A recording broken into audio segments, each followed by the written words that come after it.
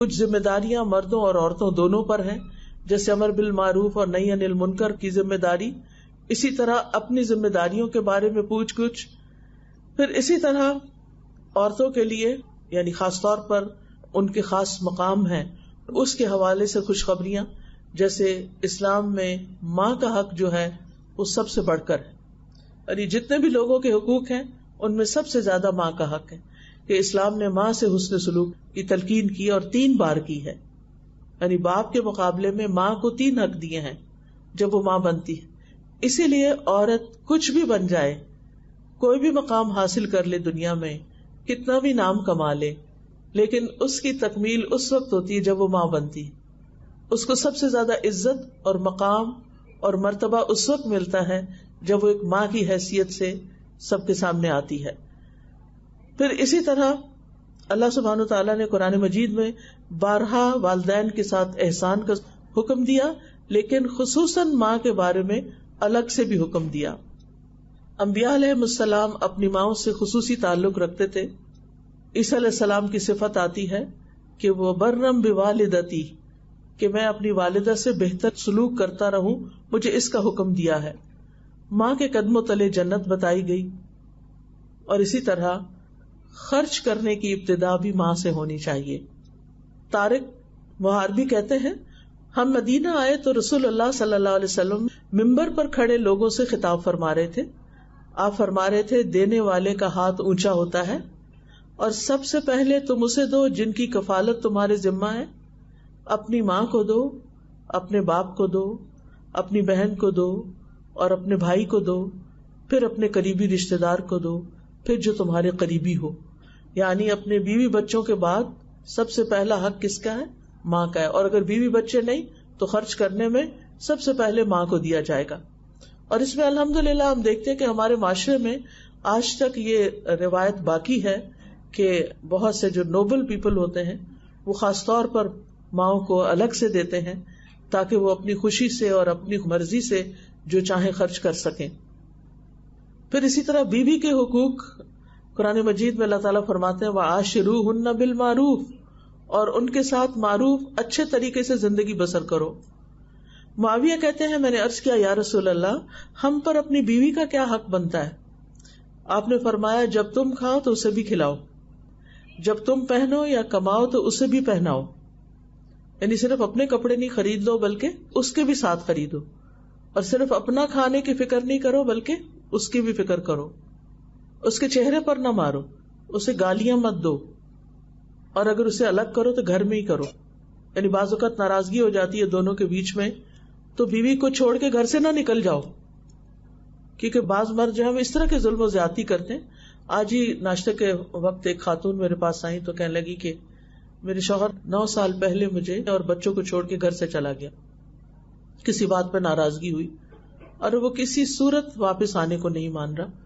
میری زندگی میں سب کچھ ہے، گھر ان کے نام ہے، بچوں کا خرچہ بھی دیتا ہے، سب کچھ ہے، لیکن وہ کہتی کہ میں شوہر کی کمی محسوس کرتی، کوئی ہو جو اس کو منا کے واپس لے آئے. یعنی بعض اوقات ہم کسی کے رویے سے بہت تنگ بھی پڑ جاتے ہیں، عورت مرد کے بیچ میں بھی، کسی بھی ریلیشن شپ میں بعض اوقات، حتیٰ کہ ماں باپ اور بچوں کے بیچ میں بعض اوقات ایسی چیزیں پیدا ہو جاتی ہیں کہ ایک دوسرے سے تنگ ہو جاتے ہیں. تو اصل کامیاب زندگی یہی ہوتی ہے کہ انسان اختلاف کے باوجود ساتھ مل کے چلتا رہے. کبھی بھی ایسا نہیں ہو سکتا کہ کسی کے ساتھ ہماری 100% ذہن کی، سوچ کی ہر چیز ویو ملتی ہو، یہ نہیں ہو سکتا. ہر انسان الگ ہے، ہر انسان ایک یونیک آئیڈینٹی رکھتا ہے، اس کی اپنی سوچ ہوتی ہے، وہ اپنے طریقے پر چیزوں کو اینالائز کرتا ہے. لہذا اختلاف کا ہونا لازم ہے. یہ ہو ہی نہیں سکتا کہ 2 لوگ ہوں اور ان میں کوئی اختلاف نہ ہو، رائے کا، پسند ناپسند کا. ایون کھانے کے اندر بھی دیکھتے ہیں کہ ہسبینڈ کچھ چاہتا ہے، بیوی کچھ پسند کرتی ہے، تو کوئی نہیں، دونوں چیزیں پکا لی جائیں، دونوں رکھ دی جائیں. بعض اوقات اے سی کے اوپر جھگڑا شروع ہو جاتا ہے، ایک اے سی لگانا چاہتا ہے، ایک نہیں لگانا چاہتا. یہ چھوٹی چھوٹی مثالیں ہیں جو وہ روز مرہ کی پریکٹیکل لائف کی ہیں. تو ایسی بہت ساری چیزیں ہوتی ہیں. تو یہ تو ہوتا ہے، لیکن اس کا سولوشن نکالا جا سکتا ہے. ناراض ہونا حل نہیں، ایک دوسرے کو قرض کرنا حل نہیں، اپنے آپ کو جلانا اور کڑنا حل نہیں. ان چیزوں کا آپس میں بیٹھ کے کمیونیکیشن کر کے ڈسکس کر کے سولوشن نکالا جائے کہ جس میں دونوں کمفرٹیبلی ایک چھت کے نیچے رہتے ہوئے ایک دوسرے کے ساتھ چلیں. کیونکہ جن میاں بیوی کے درمیان بہت زیادہ اختلاف ہو جاتا ہے پھر وہ اختلاف بچوں میں نظر آنے لگتا ہے, بچوں کی شخصیت پر اس کے اثرات ہوتے ہیں اور نسلوں پر وہ برے اثرات جاتے ہیں بعض اوقات. اور نبی صلی اللہ علیہ وسلم نے بھی فرمایا تھا کہ عورت شوہر کی ناشکری نہ کرے کیونکہ شوہر کے بغیر وہ رہ بھی نہیں سکتی. یعنی ہم جتنا بھی کہیں کہ ہمیں مردوں کی ضرورت نہیں, ہم انڈیپینڈنٹ ہیں, ہم بہادر ہیں, ہم فائنینشلی انڈیپینڈنٹ ہیں, ہم سب کچھ ہیں, سب کچھ ہو سکتے ہیں, ایسا نہیں کہ نہیں. لیکن بہرحال یہ چیز فطرت میں اللہ نے دونوں کو ایک دوسرے کی ضرورت بنایا. یعنی اگر کوئی مرد کہے کہ نہیں مجھے عورت کی ضرورت نہیں, میں اس کے بغیر اکیلا بھی رہ سکتا ہوں, تو بڑی انہونی سی بات ہے. پھر ہو سکتا ہے وہ غلط راستے اختیار کرے. اور اسی طرح عورت جو ہے وہ کہے کہ مجھے کسی کی ضرورت نہیں, میں انڈیپینڈنٹلی رہ سکتے ہیں, سبھی رہ سکتے ہیں, زندگی سبھی کی گزر جاتی ہے. اور جب شوہر فوت ہو جاتے ہیں یا بیوی فوت ہو جاتی ہے تب بھی باقی زندگی گزر ہی جاتی ہے. لیکن دونوں اگر ایک دوسرے کے ساتھ ہیں جیسا بھی ہے, ہر ایک کا تعلق آئیڈیل بھی نہیں ہو سکتا. بہت کم کپلز ایسے ہوتے ہیں کہ جن میں بہت آپس کی محبت اور بہت موافقت اور بہت مل کے مشورے سے بہت کچھ کرتے ہیں, جو کہ اسلام کے لحاظ سے ایک آئیڈیل زندگی ہے, ہونی بھی چاہیے, محبت بھی ہونی چاہیے اور آپس میں اتفاق بھی ہونا چاہیے اور ایک دوسرے کو سپورٹ بھی کرنا چاہیے اور ایک دوسرے کو کمپلیمنٹ کرنا چاہیے.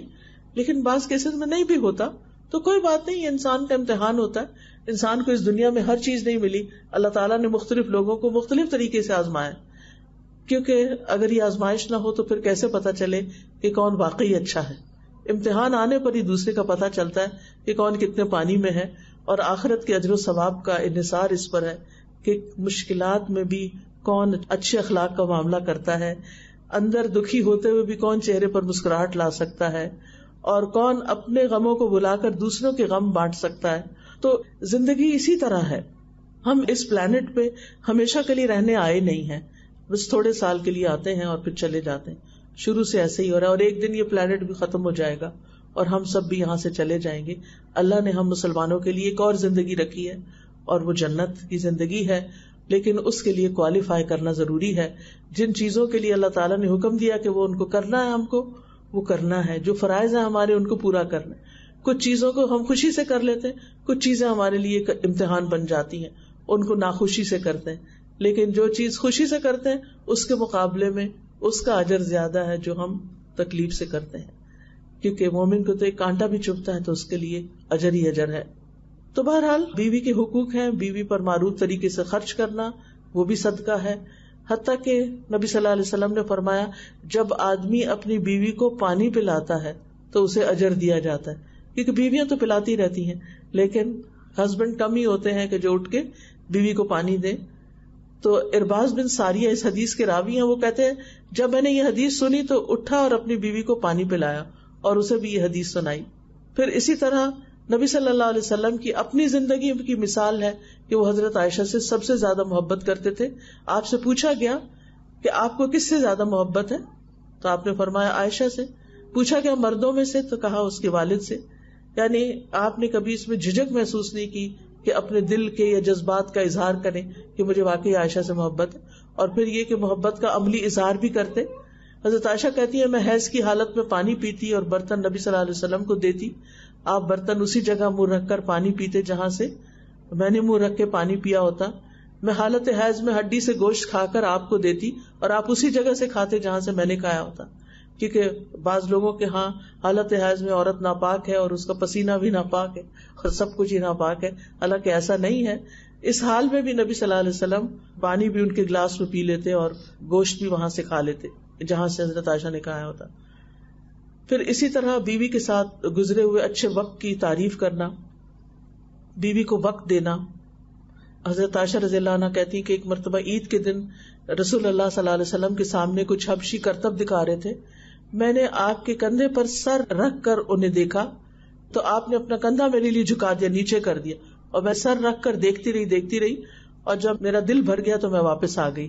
لیکن آپ نے مائنڈ نہیں کیا کہ تم کہاں جا رہی ہو, کیونکہ بعض حضرات جو ہیں وہ اب بیوی ساتھ بیٹھ کے ٹی وی نہ دیکھے تو اس پر ناراض ہو جاتے ہیں کہ تم میرا ساتھ نہیں دیتی، حالانکہ بیوی کا انٹرسٹ کچھ اور ہوتا ہے اور میاں کا کچھ اور ہوتا ہے. تو ان چیزوں کا بھی آپس میں ایک دوسرے کا خیال رکھنا چاہیے. پھر اسی طرح نبی صلی اللہ علیہ وسلم نے سفر میں ان کے ساتھ دوڑ لگائی، 2 دفعہ کا یہ واقعہ ملتا ہے. اور پھر اسی طرح آپ صلی اللہ علیہ وسلم ہمیشہ جب حضرت عائشہ کوئی فرمائش کرتی تو پوری کر دیا کرتے تھے. ان کی سہیلیوں سے بھی بہت اچھا سلوک کرتے. جب آپ گھر میں آتے اور وہ کھیل رہی ہوتی ان کے ساتھ گڑیا وغیرہ سے، کیونکہ ان کی ایج کم تھی جب شادی ہوئی تھی، تو آپ اس چیز کی رعایت رکھتے تھے. تو وہ چھپ جاتی ادھر ادھر، آپ ان کو ڈھونڈ کے بھیجتے کہ وہ حضرت عائشہ کے ساتھ کھیلیں. حضرت خدیجہ کے ساتھ آپ کا وقت بہت اچھا گزرا تھا، اس کو اکثر یاد کرتے تھے. جب آپ بکری ذبح کرتے تو حضرت خدیجہ کی سہیلیوں کو خاص طور پر گوشت بھجواتے اور کہتے کہ یہ فلاں سہیلی کو دے کر آؤ، یہ فلاں کو دے کر آؤ. اس محبت کی وجہ سے جو آپ کے حضرت خدیجہ کے بیچ میں تھی.